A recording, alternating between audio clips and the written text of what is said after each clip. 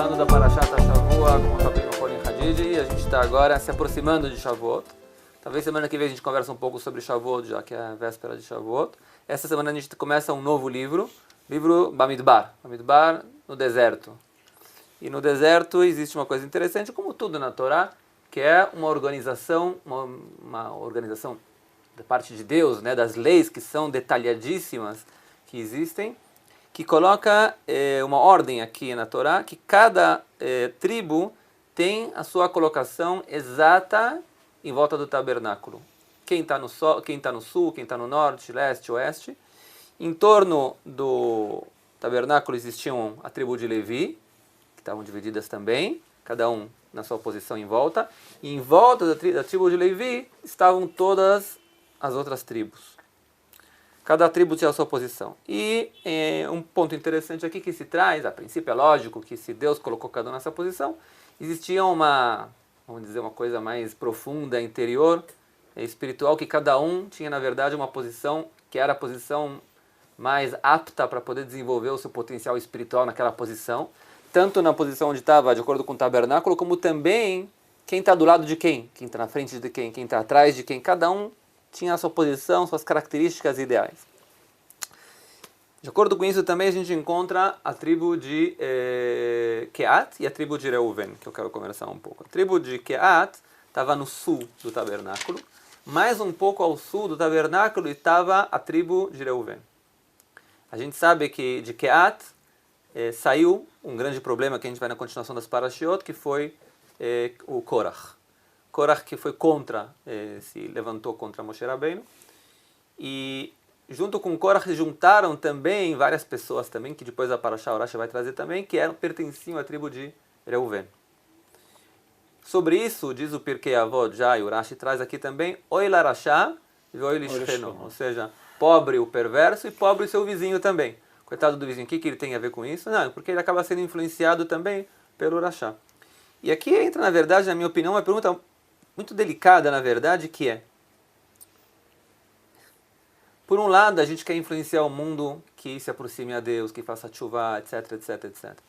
Por outro lado, a gente não quer ser influenciado, como aconteceu, por exemplo, aqui com o Reuven, que é uma pergunta também, como pode ser que saiu uma coisa tão mal de um mandamento de Deus também, que ele ordenou ele sentar do lado. Quer dizer, ele ordena você sentar do lado do perverso, e depois quando ele cai, ele é castigado também. Tem alguma pergunta também aqui. Mas existe, na minha opinião, uma pergunta muito profunda de balanceamento. Então, o quanto a gente é obrigado a se juntar. Por exemplo, aqui o pessoal fala, não, o Rav Nebenzahl, que é o rabino da Iratika, eu já estou falando muito, mas já vou terminar essa minha parte. Não. O Rav Nebenzahl, que é rabino da Iratika, ele conta que uma vez chegou um estudante para ele que estava na Yeshiva e falou, rabino, semana que vem eu vou para a faculdade. Ele falou, vai para a faculdade? Por quê? Você quer estudar, você quer aprender um miktsua, né, uma profissão? Ele falou, não é profissão. Eu quero santificar o mundo mundano.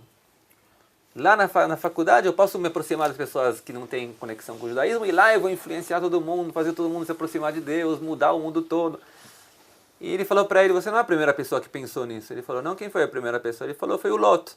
O Lot também se separou de Avraham, foi para Sodoma, e como se diz, você pode dizer, se ferrou, né? Foi influenciado. Ele pensou que ia influenciar os sodomitas e acabou virando ele próprio um sodomita, se casando com uma sodomita e quase acabou morrendo lá também junto com os sodomitas, se não fosse pelo mérito de Avraham. Onde a gente se coloca então?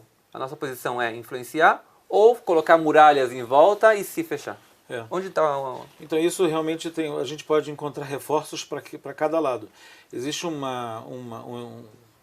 pronunciamento racídico de um dos mestres do Hassidismo que disse que para você tirar uma pessoa da lama, você tem que entrar dentro da lama também. Você não pode ficar do lado de fora e falar, eu vou te ajudar a sair da lama, você tem que entrar na lama. Esse é um extremo da questão, como você pôs, que você não acha que você não vai se sujar de lama para poder tirar a outra pessoa da lama. Não dá para ser totalmente esterilizado a coisa, isso é por um lado. Por outro lado, tem esse lado que a gente fala que a influência, às vezes, é inconsciente muito grande em tudo. Existe uma regra alárrica da lei judaica muito famosa, que um juiz que se ele fala, nem que ele conheça às vezes um dos lados que ele vai julgar, mas ele fala oi para um dos lados, assim, no dia, só de ele ter acenado para essa pessoa, que é uma das partes que ele tem que julgar entre elas, ele já está anulado para ser o juiz que vai poder dar procedimento para aquele julgamento, porque mesmo que ele fala, não, eu só falei oi para ele e eu não estou querendo de maneira consciente me inclinar para o caso dele ou a favor dele, mas a lei judaica leva em consideração que existem influências inconscientes na pessoa. Você pode estar a nível consciente achando que eu não vou me influenciar por alguma coisa, mas a nível inconsciente você sim tem. Existem influências que a gente não sente do nosso ambiente, que toda hora estão agindo sobre a gente e talvez a gente não sabe. Se a gente, como você fala, coloca um pouco mais claro também, né, essa influência que você está falando sobre ela, ele acrescenta também o Rav Nebenzahl, que se conta sobre o Hafetz Chaim, que foi um famoso erudito do povo de Israel, que uma vez chegaram para ele e contaram que numa cidade próxima alguém está profanando o Shabat. E aí ele reuniu toda a sinagoga e chorou e gritou e falou como é possível, temos que fazer tchuvá, temos que fazer, né? Então o pessoal todo chorou e tudo, fez tefilot e voltaram para casa. Passou mais 2 semanas, ouviram que mais alguém também está profanando o Shabat em outra cidade. Ele reuniu de novo o pessoal, fez de novo, choraram de novo e tudo. Mas depois ele falou, a segunda vez, o segundo choro já não foi como o primeiro choro. Ele, como todo o seu nível espiritual que ele tinha, ele falou, depois que você ouve que uma pessoa faz uma coisa errada, de alguma maneira, aquilo entra no teu subconsciente como quem dizendo, existe uma outra forma de vida também. Não é só guardar o Shabat. Existem pessoas que não guardam o Shabat e talvez, mais uma vez, a gente vive num mundo pluralista, né? Talvez isso também é uma forma de vida também válida para isso. E isso já te tira, então, a tua posição, vamos dizer, unidirecional, né? Que você tinha, talvez, numa direção que não, um judeu guarda o Shabat, ponto final. Não existe um judeu que não guarda um Shabat. Se um judeu não guarda o Shabat, está errado. Apesar que tem gente que faz isso, está errado. Mas tá errado. Mas na hora que você vê alguém vivendo assim, isso já te influencia como quem diz, não, talvez exista alguma pequena possibilidade de não guardar o Shabat então. Sim. Então qual seria, como você não se influencia pelo que você falou, que de repente você aprende que tem alguma coisa e leva em consideração outra coisa e já muda um pouco, talvez, a maneira que você estava vendo da primeira vez. E esses 2 extremos que eu falei de, por um lado, você vai ter que sujar um pouco de lama, por outro lado, qualquer influência inconsciente já pode ser. Então, vamos pegar um caso extremo. Um caso extremo de alguém que é não influenciável. Quem seria o extremo ultimativo da pessoa não influenciável?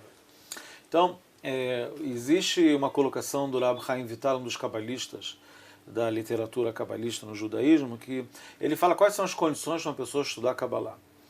E tem várias condições, claro, mas tem 3 condições, 3 virtudes que elas são cardinais, elas são principais para que a pessoa possa estudar Kabbalah. É claro que estudar Kabbalah é depois que a pessoa estudou muita Torá, e ela já tem um certo conhecimento, e ela tem uma certa estatura de estudo, de personalidade, de várias coisas, mas ele ressaltou 3 grandes virtudes. Uma virtude é que a pessoa tem a mente muito clara, que ele pensa com um raciocínio muito transparente, ele tem um raciocínio muito claro do que é certo e do que é errado, e uma mente talvez analítica ou não analítica, mas que o raciocínio dele é muito bem embasado. Isso a nível, vamos dizer assim, racional ou cognitivo da pessoa.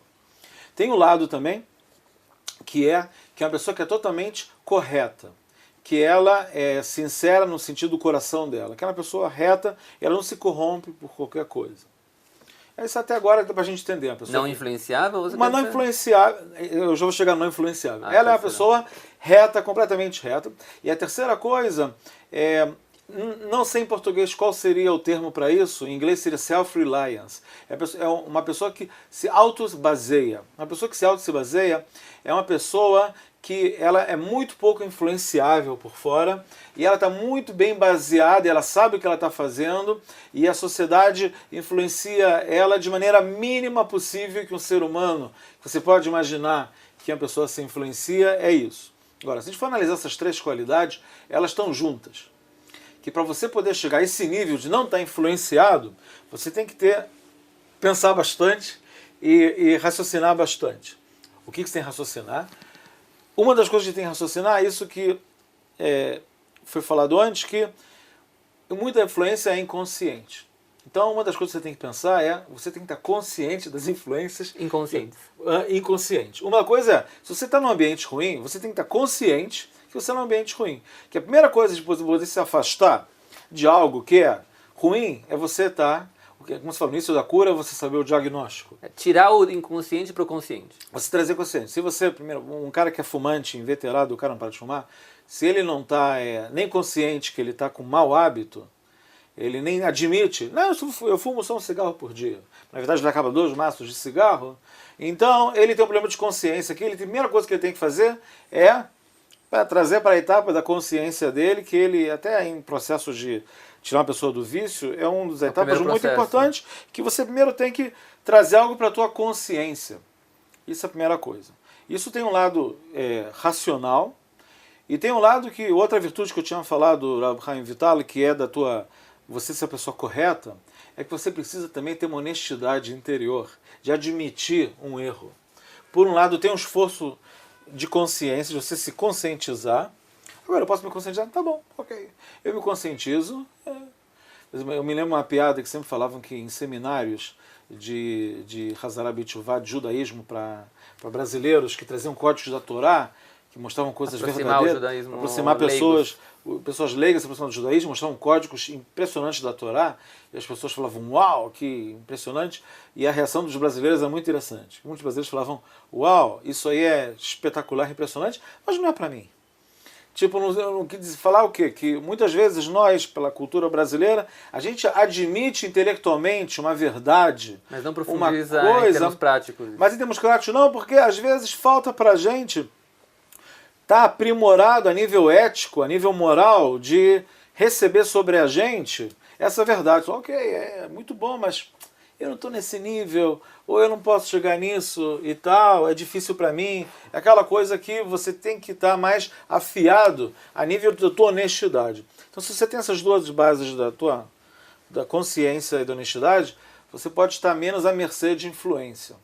Mas é claro que a pessoa tem que estar consciente do ambiente que ela está, onde ela está, tudo que ela está. Há quem diga que a influência do Gumai Ishi, o exemplo pessoal, não é uma melhor maneira de educação, talvez seja a única maneira de educação.